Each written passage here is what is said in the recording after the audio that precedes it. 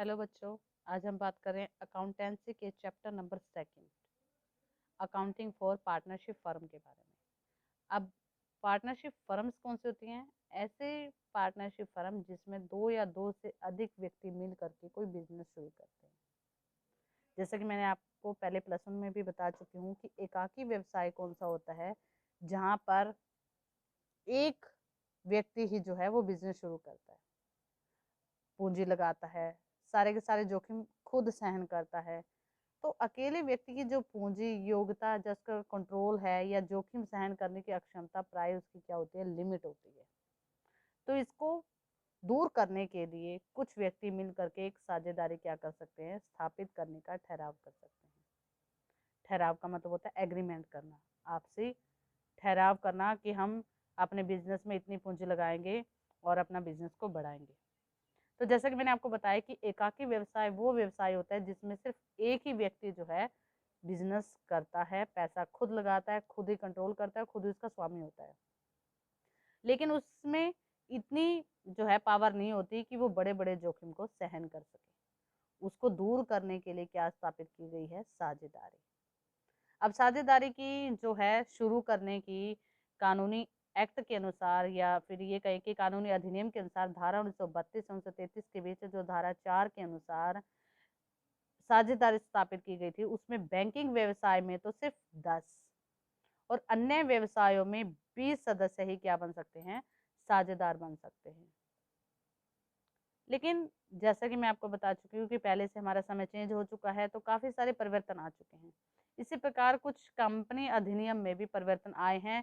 1956 act के अनुसार जो धारा 464 के अनुसार सदस्यों की संख्या अब बढ़ाकर 50 सदस्य कर दी गई है। 50 सदस्य जो है वो साझेदार बन सकते हैं, अपनी पार्टनरशिप शुरू कर सकते हैं। लेकिन 50 सदस्य से अधिक सदस्य जो वो पार्टनरशिप नहीं कर सकते। और बैंकिंग व्यवसाय में अभी तक तो इतनी ही लिमिटेशन है कि 10 जो है सदस्य बैंकिंग का व्यवसाय जो है शुरू कर सकते हैं। और अन्य कोई बिजनेस है उसमें पहले लिमिटेशन थी सिर्फ 20 सदस्यों की, अब जो है बढ़ाकर कितनी कर दी गई है, 50 सदस्य की। तो अब आपको बताएंगे कि पार्टनरशिप होती क्या है। पार्टनरशिप क्या होती है कि साझेदारी फर्म जिसमें दो या दो से अधिक व्यक्ति मिल करके क्या कर रहे हैं, कोई बिजनेस शुरू कर रहे हैं। दो या दो से अधिक व्यक्ति जो है मिलकर के अपना बिजनेस शुरू कर रहे हैं, उनके बीच आपसी ठहराव है। तो कानून के अनुसार यानी कानूनी अधिनियम के अनुसार जो है, दो या दो से अधिक व्यक्ति मिल करके जो बिजनेस शुरू करते हैं, उनके बीच आपसी ठहराव ऐसा होना चाहिए कि वो ईमानदारी से, सच्चाई से अपने बिजनेस को करें। लेकिन अगर ऐसा कोई धोखा देने की बात होती है तो उससे पहले ही इस बिजनेस को शुरू करने के लिए उन्हें एक एग्रीमेंट करना पड़ता है। वो एग्रीमेंट उनका मौखिक भी हो सकता है, लिखित भी हो सकता है। अगर मौखिक होगा तो उसके लिए वो बातें जो हैं उन्हें जैसे पहले बोलते थे ना कि हाँ मैं ये कसम लेता हूँ, मैं ये काम मैंने नहीं किया या ऐसा कुछ, तो वो बातें मौखिक में भी हो सकती है, लिखित में भी। अब लिखित में होगी तो उसके लिए जो है वो क्या तैयार की जाएगी, अकाउंटिंग यानी कुछ लेखे तैयार किए जाएंगे। अब लेखे तैयार करने के लिए सबसे पहले क्या तैयार किया जाएगा, एग्रीमेंट। अब वो एग्रीमेंट कैसा होगा, पार्टनर्स की आपसी ठहराव के अनुसार। अब ऐसा नहीं है कि दो या दो से अधिक व्यक्ति, 3 या 4 व्यक्ति, कम से कम 50 व्यक्ति जो हैं बिजनेस शुरू कर सकते हैं, पार्टनरशिप कर सकते हैं। लेकिन 50 से अधिक संख्या नहीं होनी चाहिए। ऐसा अगर करेंगे तो जो है उनके बिजनेस को कानूनी अनुसार से बंद कर दिया जाएगा, स्टॉप कर दिया जाएगा। वैसा नहीं कर सकते। सिर्फ उनकी लिमिटेशन कितनी है, 50 सदस्य की। लाभ कमाने का उद्देश्य। अब लाभ कमाने का उद्देश्य क्या है कि हर कोई चाहता है कि अगर कोई अपना बिजनेस कर रहा है तो वो लाभ कमाना चाहता है, इसलिए उसने बिजनेस शुरू करा है। तो लाभ कमाने का उद्देश्य से भी जो है पार्टनरशिप शुरू की जाती है। और लाभ किस प्रकार कमाएंगे, जैसा कि मैंने आपको बताया कि दो या दो से अधिक व्यक्ति मिलकर के, मान लीजिए फॉर एग्जाम्पल जो है ए और बी दो पार्टनर्स हैं, ठीक है। दोनों पार्टनर्स मिल करके क्या है, कोई व्यवसाय करते हैं। अब दोनों ही पार्टनर्स ने अपनी अपनी पूंजी लगा करके बिजनेस शुरू किया है। अब मान लीजिए जो ए है उसने लगाई है 5 लाख रुपए, लेकिन बी ने लगाई है 3 लाख रुपए, ठीक है। अब दोनों पार्टनर्स ने अपने अपनी जो कैपिटल है वो अपने बिजनेस में लगाई हुई है, और उन कैपिटल्स को ही जो है ऐड करके बिजनेस शुरू किया गया है। अब मान लीजिए अगर उनके बीच ये ठहराव होता है कि अगर लाभ उन्हें कमाया है तो वो लाभ वो इक्वल बांटेंगे, यानी 1:1 रेशो में। या फिर ये ठहराव होए कि ए ये कह दे कि मैंने तो अपनी पूंजी 5 लाख रुपए लगाई है तो मेरा हिस्सा भी उसी हिसाब से होना चाहिए, और बी जो है तूने 3 लाख रुपए लगाए हैं तो इस हिसाब से प्रॉफिट का हिस्सा ले सकता है, यानी उनकी रेशो ये भी हो सकती है 5:3 लाभ प्राप्त करने की। तो उनके बीच ये ठहराव जो है एग्रीमेंट के अनुसार पहले से ही मेंशन किया जाता है, ऐसा बाद में वो नहीं कर सकते, क्योंकि अगर किसी दौरान कोई झगड़ा होता है तो वो ये एग्रीमेंट सामने रख करके ये बता सकते हैं कि देखो एग्रीमेंट में हमने ये बात लिखी हुई थी, मेंशन की हुई थी, और इस पर कानूनी अधिनियम के अनुसार हमें इजाजत मिली हुई थी, हमें परमिशन मिली हुई थी कि हम अपने बिजनेस में ये कर सकते हैं। तो इससे उनके बीच जो है झगड़े की संभावना नहीं रहती। अब जैसा कि और लाभ का बंटवारे की मैंने आपको बताया कि लाभ कमाने के उद्देश्य से ही उन्होंने बिजनेस शुरू किया है, पार्टनरशिप शुरू की है, तो उसी हिसाब से वो अपनी जो है लाभ कमाने की रेशो वो जो भी रखेंगे वो रेशो उन्हें पहले ही एग्रीमेंट में मेंशन करनी होगी कि हम इस प्रकार के अपने लाभ के हिस्सों को बांटेंगे। तो आगे हमारे पास जैसा कि मैंने आपको बताया कि दो पार्टनर्स, अब उन दोनों पार्टनर्स में से ऐसा तो नहीं है कि दोनों ही पार्टनर्स बिजनेस के स्वामी बनेंगे, ऐसा नहीं कर सकते, क्योंकि जो स्वामी है वो कोई एक ही रह सकता है ताकि वो उस पर कंट्रोल कर सके।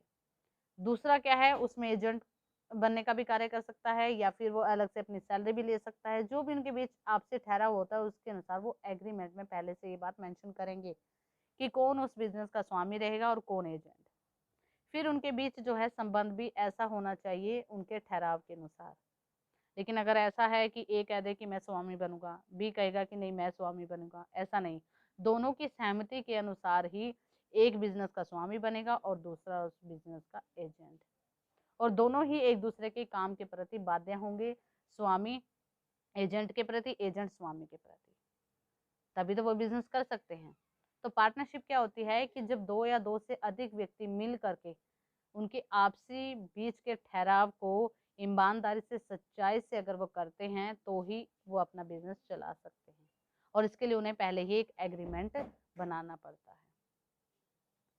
और व्यवसाय को चलाएंगे कैसे, इन सभी बातों का भी वो एग्रीमेंट में पहले से ही मेंशन करेंगे कि उस एग्रीमेंट में वो सभी बातें मेंशन करेंगे कि लाभ का हिस्सा किस प्रकार बांटेंगे। अगर उन्होंने पूंजी अधिक लगाई है तो वो अपनी फर्म से कुछ ब्याज प्राप्त करेंगे। मान लीजिए जैसे ए है, ए ने 5 लाख रुपए लगाए हैं, बी ने 3 लाख लगाए हैं, क्योंकि बी ए ने अधिक लगाए हैं तो वो उसके बदले जो है इंटरेस्ट प्राप्त कर सकता है उस पार्टनरशिप फर्म से। जैसे कि मैंने आपको पहले भी बताया है कि पार्टनर्स अलग होते हैं और बिजनेस जो है वो अलग होता है, उसकी अलग पहचान होती है। जब उसकी अलग पहचान होगी तो बिजनेस में जो पैसा लगाएंगे इसमें, तो उस पैसे के बदले वो इंटरेस्ट पाने के भी अधिकारी होते हैं। कौन? मान लीजिए जैसा उन्होंने पहले एग्रीमेंट में मेंशन कर रखा है कि अधिक पूंजी लगाने वाले को उसके बदले इंटरेस्ट प्राप्त करना है। ये सारी बातें जो है एग्रीमेंट में पहले से ही मेंशन करनी अनिवार्य होती है। आगे हमारे पास rights of a partners. Rights क्या होते हैं मैं आपको बता देती हूँ, उनके अधिकार। अब उनके क्या क्या राइट्स होंगे, उनके अधिकार क्या क्या होंगे। पहला अधिकार ये है कि प्रत्येक साझेदार को एक निश्चित अनुपात में लाभ हानि प्राप्त करने का अधिकार है। ये बात पहले से ही वो अपने एग्रीमेंट में लिख देंगे कि हमारे बीच जो लाभ हानि, यानी अगर लाभ हो रहा है तो उसको किस रेशो में बांटेंगे, हानि हो रही है तो उसको किस रेशो में बांटेंगे। अगला कि प्रत्येक साझेदार को व्यवसाय के सभी कार्यों में भाग लेने का अधिकार होगा। फॉर एग्जाम्पल जैसे मैंने आपको बताया कि ए और बी दो पार्टनर्स अगर बिजनेस शुरू कर रहे हैं तो उन दोनों को ही बिजनेस में अगर कुछ भी चेंज करना है तो उसके लिए उन दोनों को ही आपसी सहमति के अनुसार ही जो है बिजनेस में चेंज करना होगा। ऐसा नहीं है कि ए ने पैसा अधिक लगाया है तो वो ही अपने बिजनेस में चेंज कर सकता है, बी नहीं कर सकता, ऐसा नहीं है। दोनों ही पार्टनर्स जो है इकट्ठे हो करके अपने बिजनेस में कोई भी इंक्रीमेंट कर सकते हैं, तो ये उनको अधिकार है। और प्रत्येक साझेदार को ये भी अधिकार है कि वो व्यवसाय से संबंधित सभी मामलों में कोई भी चेंज करना है, किसी भी प्रकार का कोई जोखिम है, वो सभी चीजें आपसी में सहमति के अनुसार कर सकते हैं। प्रत्येक साझेदार को अपने लेखा पुस्तकों की भी जांच करने का अधिकार है। ऐसा नहीं है कि अगर ए जो है वो स्वामी है तो बी क्या है, एजेंट है। एजेंट अपने पास सारी की सारी लेखा पुस्तकें रख रहा है, उसमें बिजनेस के सारे लेन देन लिख रहा है, लेकिन ए को इसके बारे में पता नहीं है, तो ये धोखाधड़ी का काम भी कर सकता है, बीच में जो है कुछ भी चेंज कर सकता है। तो ऐसा नहीं होना चाहिए, ईमानदारी से जो है अपना बिजनेस उन्हें शुरू करना चाहिए। तो इसके लिए जो मान लीजिए भी एजेंट है, तो उसने अपनी जो है बहुत सारी लेखा पुस्तकें बनाई हुई है, तो उन लेखा पुस्तकों की एक प्रतिलिपि जो है ए के पास भी होनी चाहिए। अब आप कहेंगे कि प्रतिलिपि क्या होता है? प्रतिलिपि होता है फोटोकॉपी। फोटोकॉपी का मतलब है कि जिस भी खाते को बी द्वारा या फिर किसी अन्य सदस्य द्वारा तैयार किया जा रहा है, तो उसकी कॉपी ए के पास भी होनी चाहिए, ताकि किसी के बीच कोई धोखाधड़ी का कोई चांस ही ना रहे, तभी वो पार्टनरशिप चल सकती है।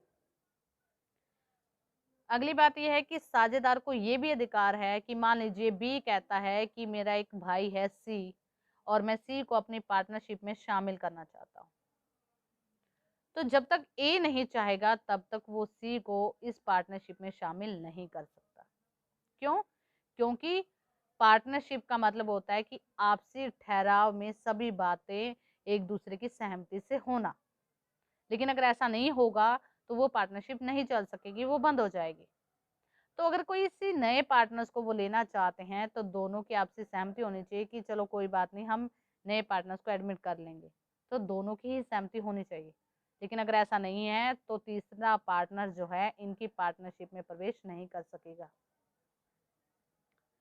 प्रत्येक साझेदार को जो है संपत्ति का संयुक्त हिस्सा, यानी जितनी भी इन्होंने, मान लीजिए अब इन्होंने 5 लाख और 3 लाख, टोटल 8 लाख जो है अपने बिजनेस में लगाया है, तो इनका हिस्सा जो है इन्होंने पहले एग्रीमेंट में मेंशन किया होगा कि वो इक्वल लेंगे या फिर वो इस रेशो में लेंगे। तो इसमें उनका हिस्सा उसी प्रकार होगा जैसा उन्होंने पहले एग्रीमेंट में बताया गया है। एग्रीमेंट क्या होता है? एक ऐसा संलेख जिसमें उन्होंने ये सारी बातें पहले मेंशन करके है कि वो पार्टनरशिप उनकी कितने सालों तक चलेगी, उसमें उन्होंने कितनी पूंजी लगाई है, कौन उस बिजनेस का स्वामी होगा, कौन एजेंट होगा, कौन इंटरेस्ट लेगा और कौन सैलरी लेगा। तो ये सभी बातें जो है पहले से उन्हें मेंशन करनी है एग्रीमेंट में। आगे हमारे पास अगला पॉइंट है कि यदि किसी साझेदार ने फर्म को ऋण दे रखा है। अब ऐसा हो सकता है कि मान लीजिए ए ने जो है 5 लाख रुपए फर्म में लगाए हैं, बी ने 3 लाख। उसके बाद भी ए जो है पार्टनरशिप शुरू करने के बाद भी कुछ अन्य पैसा, मान लीजिए उसने अलग 4 लाख रुपए और बिजनेस में लगा दिए, ठीक है। तो जब उसने 4 लाख और अन्य पूंजी लगा दी, तो उस 4 लाख के बदले वो इस फर्म से क्या ले सकता है? इंटरेस्ट ले सकता है। तो इसके लिए भी वो पहले से एग्रीमेंट में बात मेंशन करेंगे कि अगर कोई भी पार्टनर्स अपनी फर्म में अलग से कोई पैसे लगाता है बिजनेस में, तो उस पर वो इंटरेस्ट पाने का पूरा अधिकारी है। यदि किसी साझेदार ने फर्म की तरफ से अगर कोई खर्च किया है, मान लीजिए क्या है कि दोनों ही पार्टनर्स, एक स्वामी है एक एजेंट है, एजेंट को किसी काम से बाहर जाना पड़ा, तो बिजनेस से संबंधित उसने कोई पैसे अपनी जेब से खर्च कर दिए, तो वो पैसे उसको पाने का पूरा अधिकार है। किससे? इस फर्म से। जैसे मैंने आपको बताया कि फर्म अलग होते हैं, पार्टनर्स अलग होते हैं। तो पार्टनर जब कोई पैसे अपनी जेब से खर्च करेंगे, तो उन्हें वो पैसे फर्म से पाने का पूरा अधिकार होता है। फिर अगर उनके बीच कोई ठहराव न रहे, अब ये ठहराव का मतलब है कि साझेदारी ठहराव ना रहे, खत्म हो जाए, तो ऐसा नहीं है कि पार्टनर्स अपनी मर्जी से उस फर्म को छोड़कर चला जाए, ऐसा वो नहीं कर सकता। उसके लिए एक उचित नोटिस देना होगा। क्या देना होगा? उचित नोटिस देना होगा। अब ये उचित नोटिस क्यों देना होगा? उचित नोटिस इसलिए देना होगा क्योंकि उन्होंने पहले ही एग्रीमेंट में ये बात मेंशन करी है कि अगर हमारे पार्टनरशिप में कोई भी आपसी ठहराव खत्म हो जाता है, कोई सच्चाई नहीं रहती या कोई झगड़ा हो जाता है, तो उसको छोड़कर ऐसे ही हम नहीं जा सकते, क्योंकि पार्टनर्स छोड़कर चले जाते हैं लेकिन फर्म का कार्य जो वो ऐसे ही चलता रहता है। जैसा मैंने आपको पहले भी प्लस वन में बताया हुआ है कि पार्टनर्स की पहचान अलग होती है, बिजनेस की पहचान अलग होती है। तो इसलिए उसके लिए उन्हें पहले उचित नोटिस देना होगा कि मैं इस बिजनेस को छोड़ के जा रहा हूँ, मैं इस पार्टनरशिप को छोड़ के जा रहा हूँ। तो अगर वो उचित नोटिस नहीं देगा तो वो ऐसा नहीं कर सकता। वो कोई भी हो सकता है, ए या बी कोई भी हो सकता है। तो उसके लिए उसे पहले उचित नोटिस देना होगा कि मैं इस बिजनेस में अब और नहीं रहना चाहता या इस बिजनेस को छोड़ के जाना चाहता हूँ, तो उसके लिए वो पहले से ही नोटिस देगा। तो ये सारी बातें किसमें मेंशन की जाती है? एग्रीमेंट में। किसमें? एग्रीमेंट में। और एग्रीमेंट होता है एक ऐसा संलेख या एक ऐसा ठहराव जिसके बीच वो पार्टनर सारी बातें मेंशन करते हैं, मौखिक या लिखित रूप। लिखित रूप में ज्यादा अनिवार्य होती है, क्योंकि कानूनी तौर से लिखित बातों को ज्यादा मायने रखा जाता है। तो इसलिए ये था हमारे पास कि साझेदारी फर्म क्या होती है, उसे कैसे शुरू किया जाता है, कितने व्यक्तियों द्वारा शुरू किया जाता है, एग्रीमेंट में किस प्रकार की बातें शामिल की जाती है। आज के लिए इतना ही, बाकी कल करवाते हैं।